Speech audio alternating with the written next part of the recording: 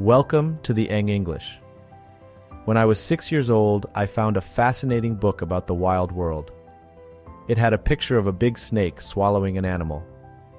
The book explained that snakes eat their prey whole and then sleep for 6 months. This idea amazed me. Excited, I picked up my crayons and drew my first picture.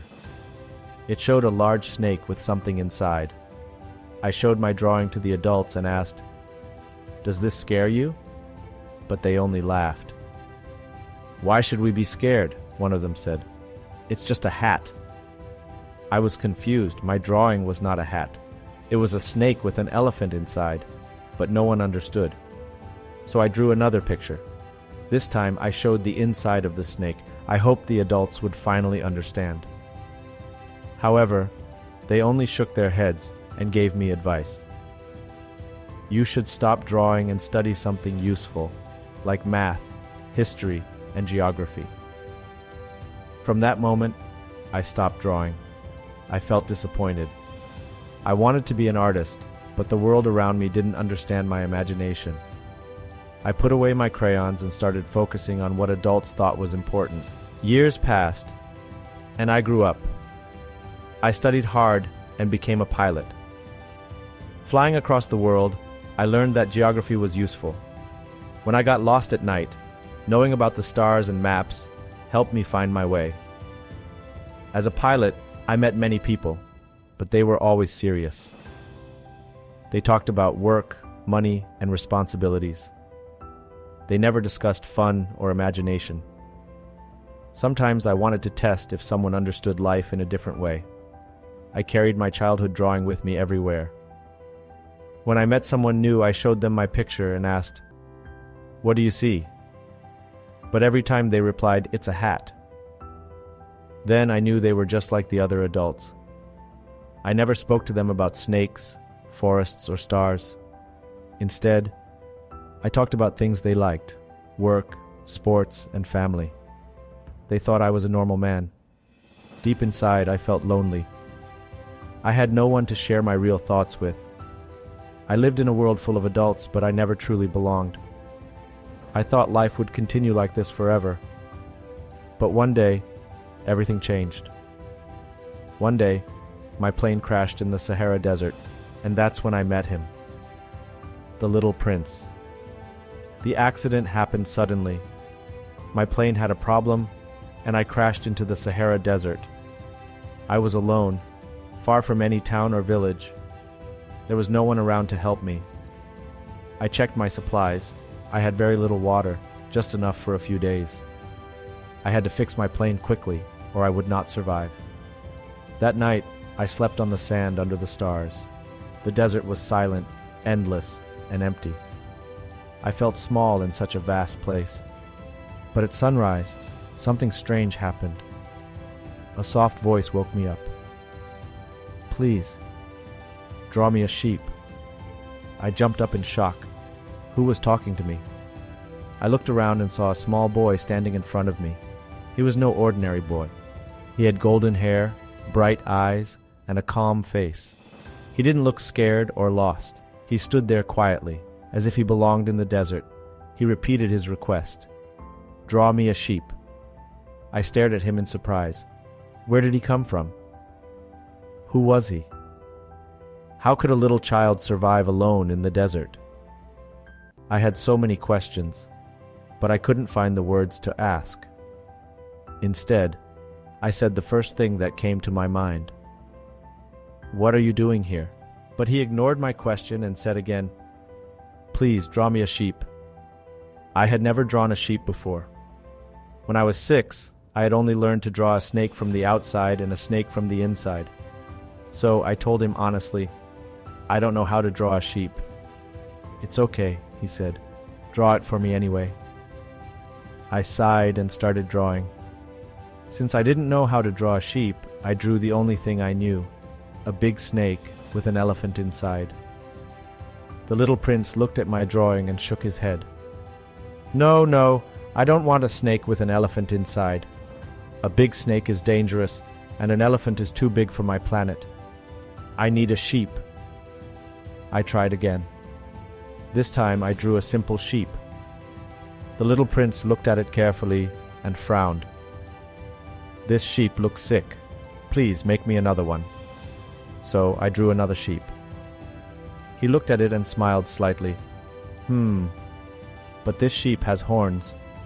It's a ram, not a sheep. I want a real sheep. I was getting tired. I needed to fix my plane, not spend time drawing sheep. So instead of drawing another one, I quickly sketched a box. This is a box, I said. Your sheep is inside. To my surprise, the little prince's face lit up. His eyes sparkled with happiness. This is exactly what I wanted, he exclaimed. Do you think this sheep needs a lot of grass? I was confused. Why do you ask? Because where I live, everything is very small, he said. I smiled. Don't worry, it's a small sheep. The little prince nodded. That's perfect. And just like that, our friendship began. As the sun rose over the desert, I watched the little prince carefully. He was different from any child I had ever met. He spoke simply, but with deep meaning. He looked at everything with wonder, as if seeing the world for the first time. After he accepted my drawing of the sheep in a box, he sat down next to me and said, Where I live, everything is very small. I was curious.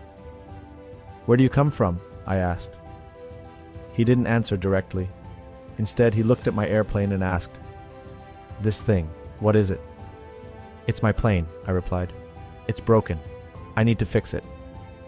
He was silent for a moment, then said softly, So, you fell from the sky too? I was surprised. Yes, I did. He nodded as if this made perfect sense. That's funny. Maybe we come from the same place. I looked at him in confusion. He was mysterious. He never gave straight answers. It felt like he was hiding something, but not on purpose. He simply didn't see the world the way adults did. Finally, I asked again, Where is your home? The little prince looked up at the sky and pointed at a place among the stars. Up there, he said, I come from a very small planet. I laughed. A small planet? How small? So small that I can see the sunset many times a day, he said with a smile. All I have to do is take a few steps, and the sun moves in the sky. I looked at him with amazement. You can really see multiple sunsets in one day? He nodded. Once I watched the sunset 44 times in a row. Then, after a pause, he added in a quieter voice, When you're sad, watching the sunset helps. I looked at him closely. Were you sad that day? He didn't answer. I felt something stir inside me. This boy was no ordinary traveler. He carried a sadness that I didn't understand yet. The story of his flower. The next day, the little prince spoke about something else. His flower. I have a flower on my planet, he said. She is very special. I listened carefully. She appeared one day, growing from a tiny seed. At first she was shy. She took a long time to bloom. But when she finally opened, she was beautiful. I could see the love in his eyes as he spoke. She smelled wonderful, and her colors were bright. But she was also a little proud. She always acted as if she were the most important thing in the universe. I smiled. That sounds like a normal flower. The little prince shook his head. No, she was different.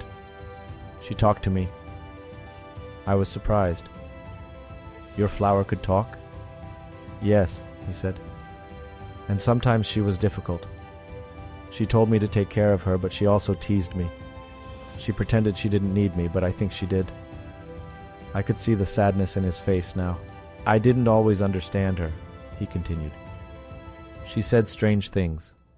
Sometimes she acted as if she was stronger than she really was. She told me she didn't need protection. But at night she always asked me to put a glass cover over her to keep her safe from the cold.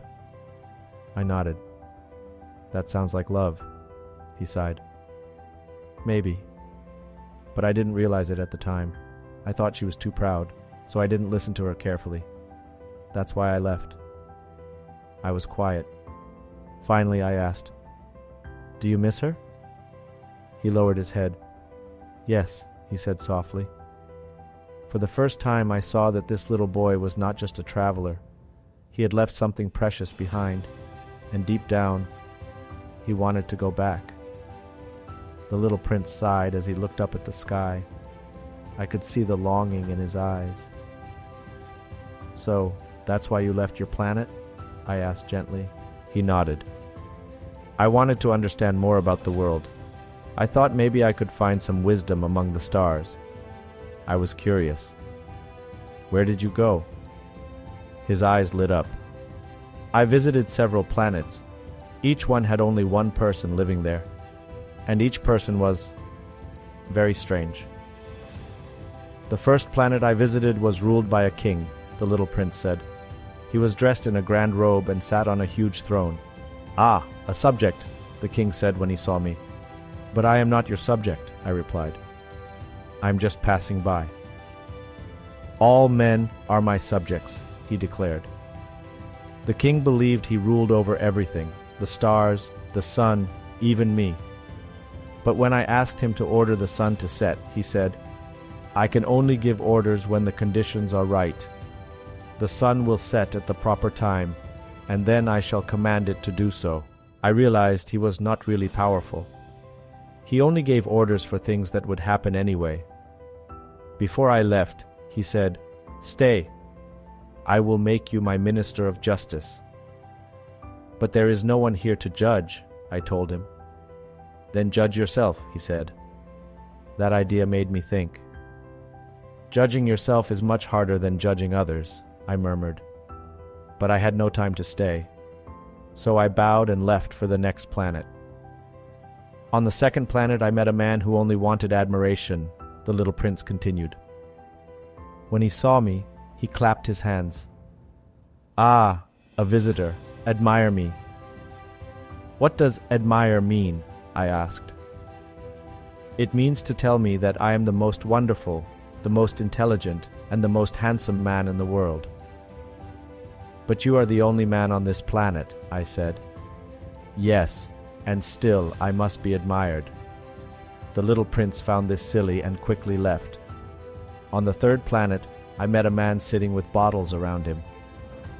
"What are you doing?" I asked. "Drinking," he replied sadly. "Why do you drink?" "To forget," he said. "Forget what?" "Forget that I am ashamed." "Ashamed of what?" "Ashamed of drinking." The little prince didn't understand this strange cycle and left quickly. On the fourth planet, I met a businessman counting numbers. 1, 2, 3, 4, 500,000,001, he mumbled. "What are you counting?" I asked. "The stars. I own them all." "How can you own the stars?" I was the first to think of owning them. When you own something, you can control it.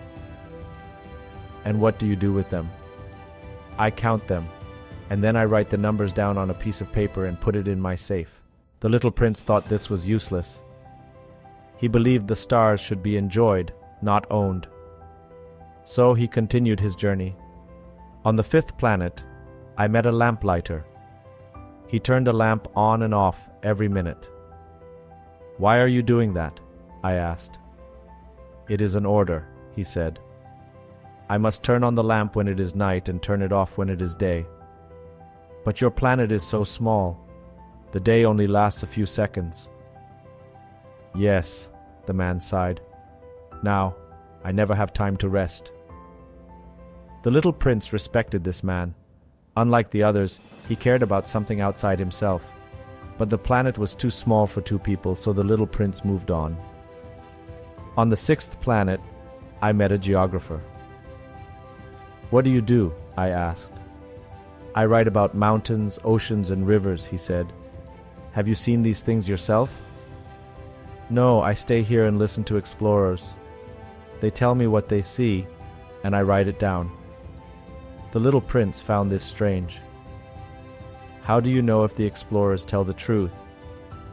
"That is why I ask for proof," said the geographer. Then he advised the little prince, "Visit Earth. It is a very interesting planet. So, the little prince set off once again, this time towards Earth. The little prince finished his story and looked at me. Adults are very strange, he said. I smiled. Yes, they are. His journey had taught him many things. He saw how grown-ups could be selfish, but he also saw kindness and wisdom in some. I looked at him and realized, this little traveler had seen more about life than most adults ever would. And now, his journey had brought him here, to the middle of the desert, sitting beside me. The little prince continued his story, his golden hair shining under the desert sun. So, I finally arrived on Earth, he said. It was the biggest planet I had ever seen. At first, he saw no people.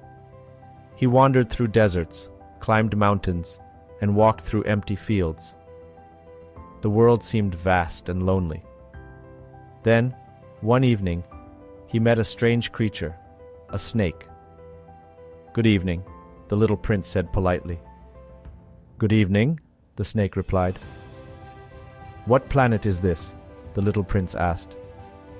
It is Earth, said the snake. The little prince looked around. Where are the people?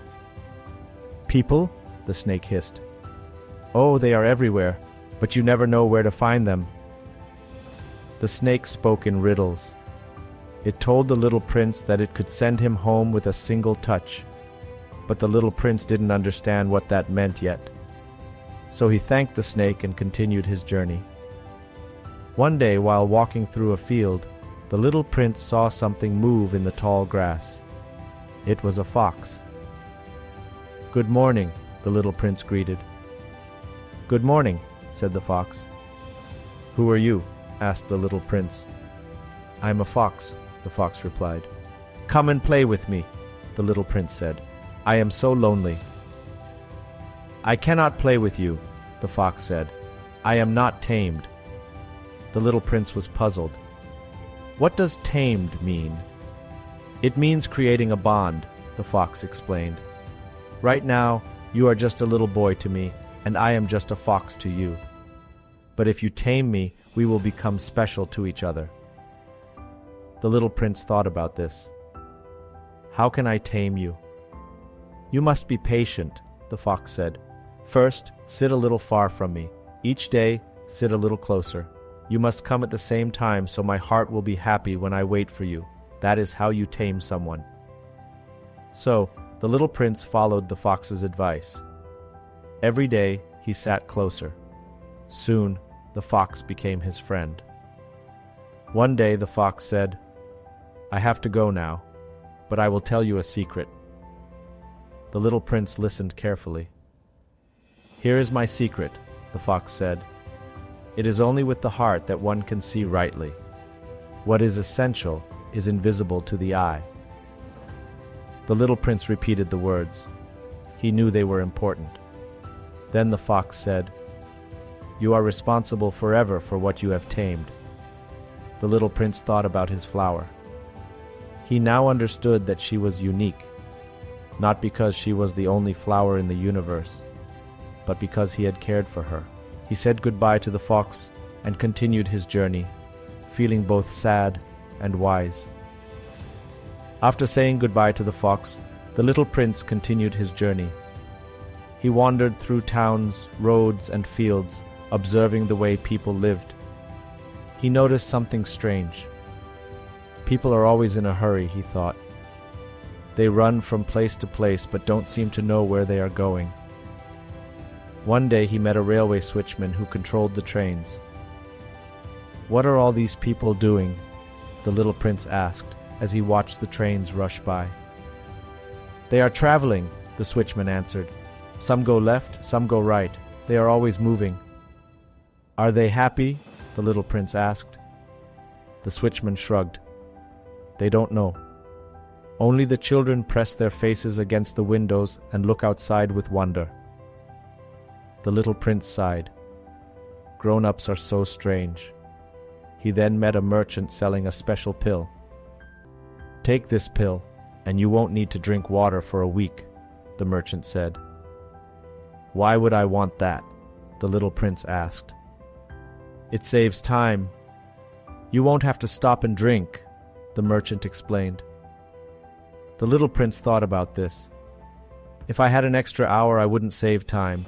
I would walk slowly to a well, enjoy the water, and feel happy. He realized something important. People were too focused on rushing through life, forgetting to enjoy simple things. He missed his flower. He missed watching the sunsets on his little planet. He understood now. What truly mattered wasn't numbers, possessions, or speed, but love and connection. The little prince walked on, deep in thought. As the little prince shared his reflections, I listened carefully. His words made me think about my own life. Had I also been rushing through the world without truly seeing what mattered?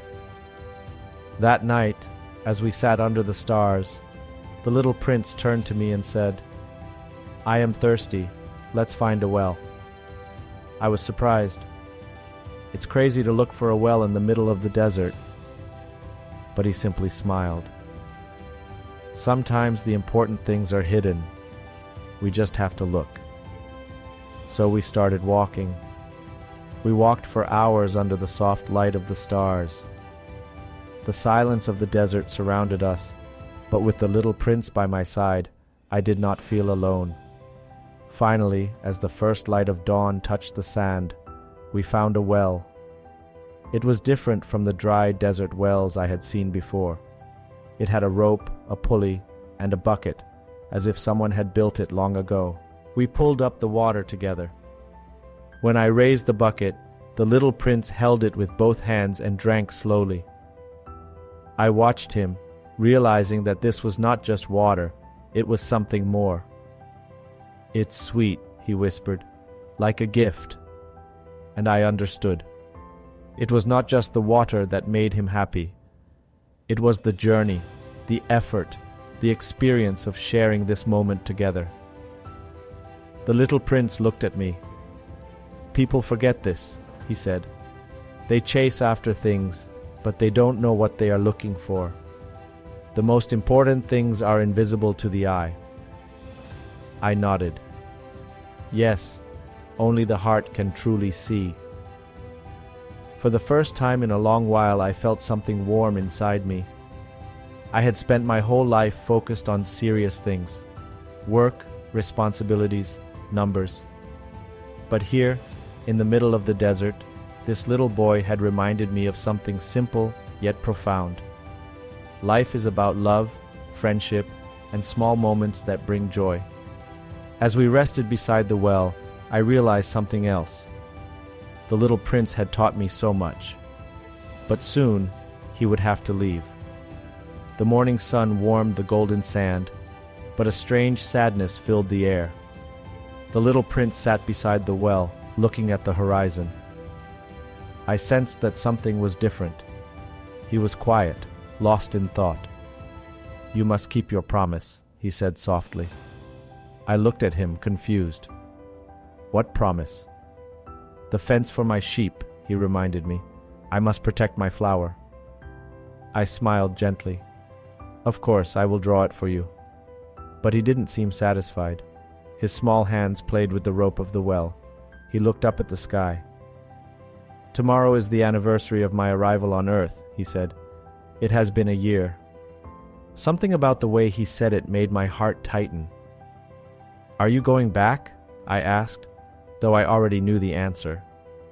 He nodded. "I have to." I didn't know what to say. The thought of him leaving filled me with sadness. Over the past days, he had become my friend. Someone who saw the world differently, who reminded me of things I had forgotten.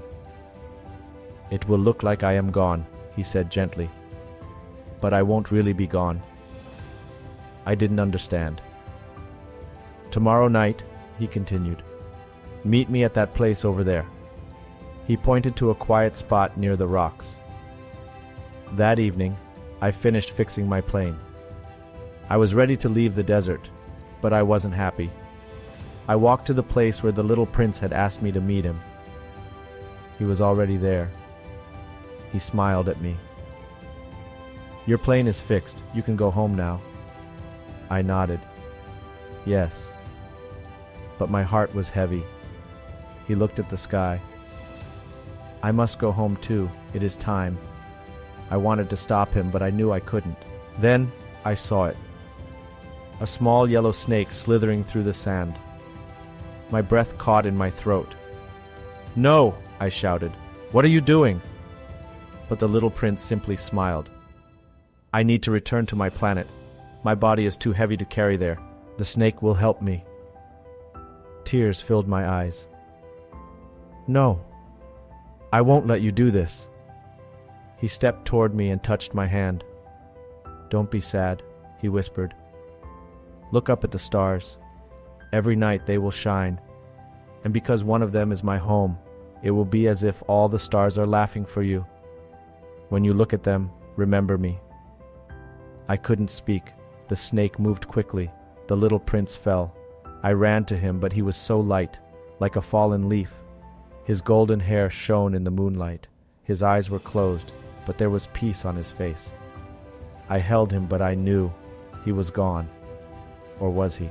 The next morning I searched for his body, but it had disappeared. There was nothing but soft sand and endless sky. And above me, the stars twinkled as if they were laughing.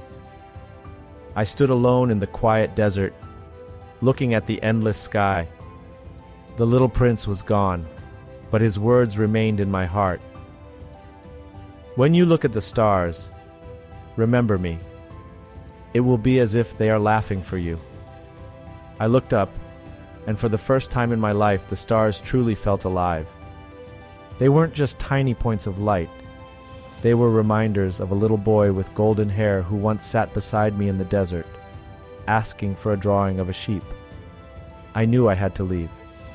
My plane was repaired. The world was waiting for me. But something had changed. I was not the same person who had crashed here. Before I met the little prince, I saw the world the way adults did, through numbers, responsibilities, and logic. But he had reminded me of something I had forgotten long ago.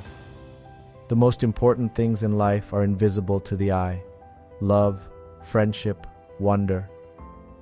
As I flew away, I thought about his planet. Did he make it home? Did he see his flower again? I didn't know, and perhaps I would never know. But I liked to believe that somewhere, on a tiny planet far beyond the stars, he was watching over his beloved Rose, protecting her from the wind, the cold, and the sheep I had drawn for him. Even now, when I look at the stars, I hear laughter, and I wonder, has the little prince returned home? Or is he still out there traveling among the planets, searching for new friends, teaching them what he taught me? I may never know. But whenever I look up at the night sky, I smile. Because somewhere, among those countless stars, he is there. And as long as we remember him, the little prince will never truly be gone. The desert is far behind me now, but I still remember everything. The endless sand, the quiet nights, and most of all, the little prince. I often think about his journey, his tiny planet, his flower, his search for meaning among the stars. He left his home to explore the universe, hoping to understand love, friendship, and life itself. And in the end, he found his answer. He taught me something I will never forget. The most important things are felt with the heart. They are invisible to the eyes. Each night, I look up at the stars and wonder if he made it home. I imagine him on his small planet, carefully tending to his flower, making sure she is safe under her glass cover. Maybe he watches the sunsets again, moving his chair just a little to see the sky change colors. Or maybe he is still out there, traveling from one world to another, meeting new friends, asking new questions, and searching for new adventures. I do not know, but I do know one thing: whenever I see the stars, I hear laughter. His laughter. And I know he is not truly gone. He is still there, somewhere among the stars, reminding those who listen that love, kindness and curiosity are what truly matter. The wind carries his voice, and the stars shine just a little brighter because of him. And so, whenever I look up at the sky, I smile, because somewhere beyond what the eye can see, the little prince still lives on. Thank you for studying with the Anh English.